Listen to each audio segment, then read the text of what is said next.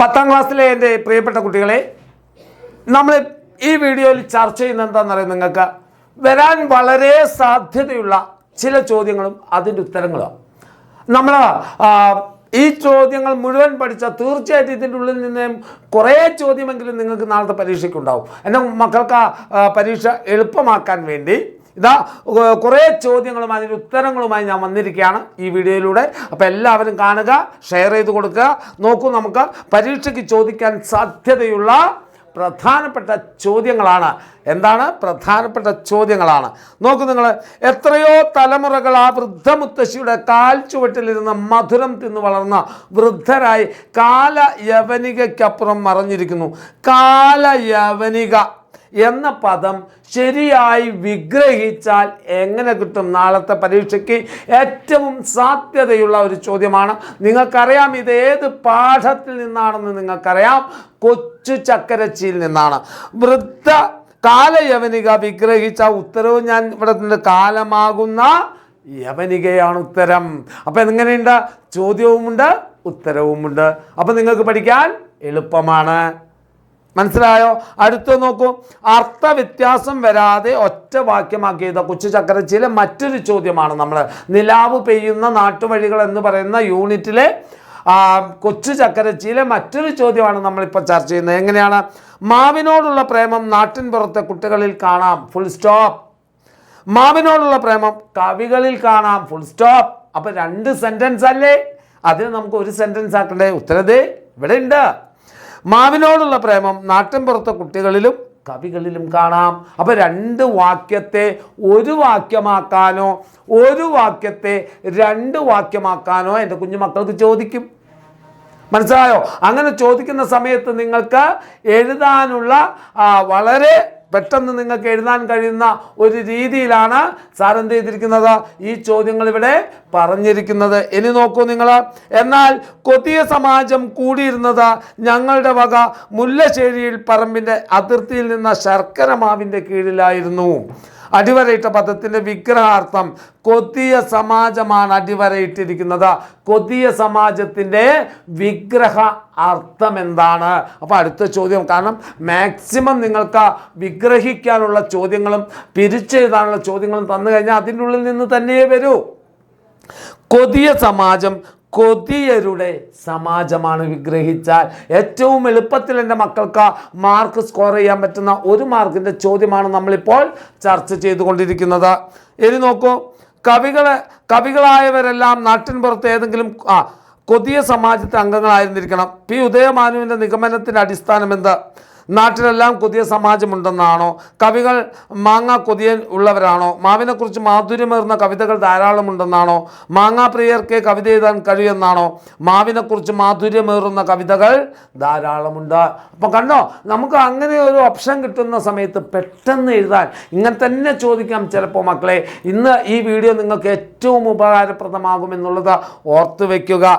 ഇനി നോക്കൂ, താഴെ കൊടുത്തത് ശരിയായി പിരിച്ച് കണ്ട വിഗ്രഹം കഴിഞ്ഞു, പിരിച്ചെഴുതിയാൽ എങ്ങനെ കിട്ടും എന്നുള്ളതാണ്. ഒക്കെ ഇരിക്കലും ഒക്കെ പ്ലസ് ഇരിക്കലും തെറ്റാണ്. മാങ്ങാക്കാലം മാങ്ങാ പ്ലസ് കാലം തെറ്റാണ്. പെറുക്കി തിന്നുക പെറുക്കി പ്ലസ് തിന്നുക. മുറിച്ചിടുക മുറി പ്ലസ് ഇടുക. പെറുക്കി പ്ലസ് തിന്നുക പെറുക്കി തിന്നുക. അതാണ് ഉത്തരം ശരി. അപ്പം നിങ്ങൾ നോക്കേണ്ടത് എന്തൊക്കെയാണ് മക്കളെ? ഒക്കെ പ്ലസ് ഇരിക്കലും ഒക്കെ ഇരിക്കലുമാണ്. മാങ്ങ പ്ലസ് കാലമാണ്. ഇവിടെ ഇരട്ടിപ്പ് വേണ്ട അല്ലേ? പെറുക്കി തിന്നുക കറക്റ്റാണ്. മുറിച്ച് പ്ലസ് ഇടുക മുറിച്ചിടുക. അപ്പോൾ ഒന്ന് വായിച്ച് നോക്കിയാൽ എൻ്റെ കുഞ്ഞു മക്കൾക്ക് അത് മനസ്സിലാകും. അപ്പോൾ പെറുക്കി തിന്നുക പെറുക്കി പ്ലസ് തിന്നുക, അതാണ് പഴയൊരു പുള്ളുവനാണല്ലോ ഞാൻ. ഇവിടെ പുള്ളുവൻ എന്ന് വിശേഷിപ്പിച്ചിരിക്കുന്ന ആരെയാണ്? കവിയാണ്. നമുക്ക് നിസ്സംശയം പറയാം, കവിയെയാണ്. പാടയും പീളയും മൂടിയ കണ്ണുകൾ, ഏറെ പണിപ്പെട്ട് അടച്ചു തുറന്നവൾ. ഏറെ പണിപ്പെട്ട് അടച്ചു തുറന്നവർ എന്ന വരികൾ നൽകുന്ന സൂചന കണ്ടെത്തുക. അമ്മയ്ക്ക് മകനോടുള്ള ദേഷ്യം. അമ്മ കാഴ്ചകൾ ഇഷ്ടപ്പെടുന്നില്ല. അമ്മ അങ്ങേയറ്റം അവശയാണ്. അമ്മയുടെ കണ്ണുകൾ തുറക്കാൻ തയ്യാറല്ല. അമ്മ അങ്ങേയറ്റം അവശയാണ്. അപ്പം ഞാൻ 1 മാർക്കിൻ്റെ ചോദ്യം മാക്സിമം എൻ്റെ കുഞ്ഞു മക്കൾക്ക് കിട്ടാൻ വേണ്ടിയാണ് ഇങ്ങനെ ഒരു വീഡിയോവുമായി വന്നിരിക്കുന്നത്. തമ്പ്ര ഏത് നെല്ല് കൂലി മതി, ചക്രം വേണ്ട. കോരൻ ഇങ്ങനെ പ്രതികരിച്ചത് എന്തുകൊണ്ടാണ്? നെല്ലിൻ്റെ അമിത വില കൊണ്ടാണ്. ഉത്തരം കിട്ടിയോ? ഓപ്ഷനുമുണ്ട്, ഉത്തരവുമുണ്ട്. ഒന്ന് വായിച്ച് നോക്കണം, ഒന്ന് കാണുക മക്കൾ. ഇത് എന്നാൽ തന്നെ നിങ്ങൾക്ക് എന്താകും, പെട്ടെന്ന് എഴുതാൻ കഴിയും. ചുവടെ ചേർത്തിയ പദങ്ങൾ ശരിയായത് പതുക്കെ പ്ലസ് പതുക്കെ, പതുക്കെ പതുക്കെ, കന്നി പ്ലസ് പാടം കന്നിപ്പാടം, വീട് പ്ലസ് ആവുന്നില്ല വീടാവുന്നില്ല, ഏത് പ്ലസ് അവസ്ഥ ഏതാവസ്ഥ, വീട് പ്ലസ് ആവുന്നില്ല വീടാവുന്നില്ല, ഏതാ വരിക? വീട് പ്ലസ് ആവുന്നില്ല വീടാവുന്നില്ല.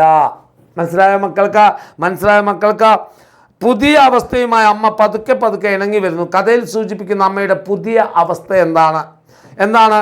നോക്കൂ, അച്ഛനില്ലാത്ത വീട്ടിൽ അമ്മ ഒറ്റയ്ക്ക് താമസിക്കുന്നതാണ്. കണ്ട മക്കളെ? അപ്പോൾ നിങ്ങൾ കൃത്യമായി 1 മാർക്കിൻ്റെ ചോദ്യം വിട്ടുപോകാതെ ഇതൊന്ന് കണ്ടു കഴിഞ്ഞാൽ 1 മാർക്കിൻ്റെ ചോദ്യം നിങ്ങൾക്ക് കൃത്യമായി എഴുതാൻ സാധിക്കുമെന്നുള്ളതാണ്. ചെമ്പുമത്തായുടെ അടുക്കൽ ചെന്ന് റേഡിയോ പണം വയ്ക്കുമ്പോൾ ചാക്കുണ്ണിയുടെ ഉള്ളിൽ തീയായിരുന്നു. അടിവരയിട്ട പദം നൽകുന്ന സവിശേഷാർത്ഥം അടിവരയിട്ട തീയായിരുന്നു എന്നുള്ള.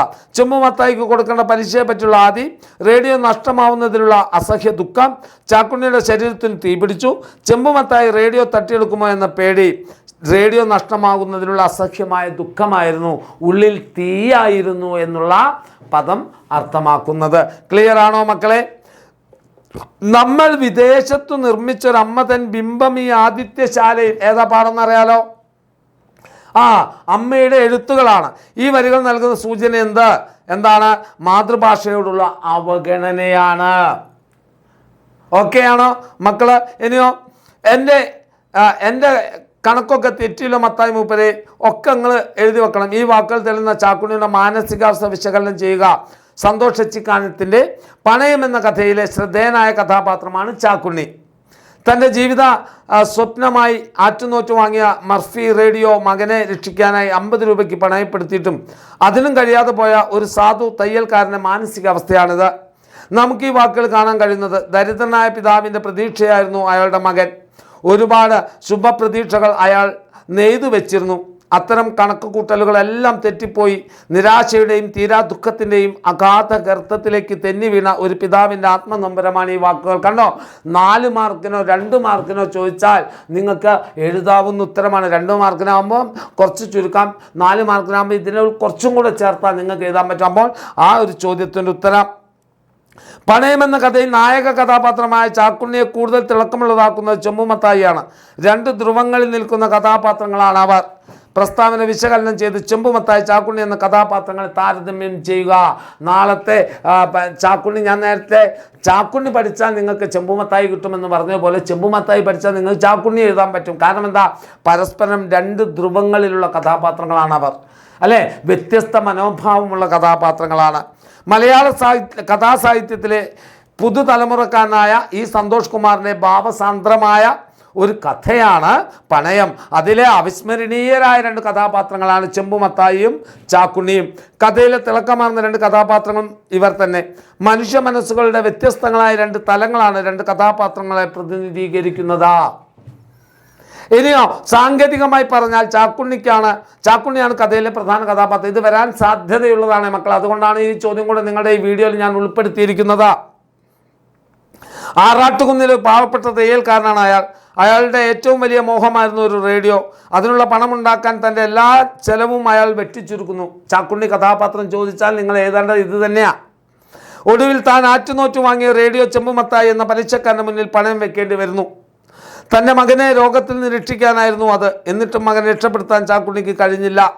എല്ലാ പ്രതീക്ഷകളും തകർന്നടിഞ്ഞ ചാക്കുണ്ണി ഒടുവിൽ 2 ബാറ്ററിയുമായി ചെമ്പുമത്തായിയെ സമീപിച്ച് തൻ്റെ മകൻ ആവേശത്തോടെ കേട്ടിരുന്ന ബാലമണ്ഡലം പരിപാടി കേട്ട് മകനെ വേർപിരിഞ്ഞ ദുഃഖം മറികടക്കുവാൻ ശ്രമിക്കുന്നു. ഇതാണ് ചാക്കുണ്ണി.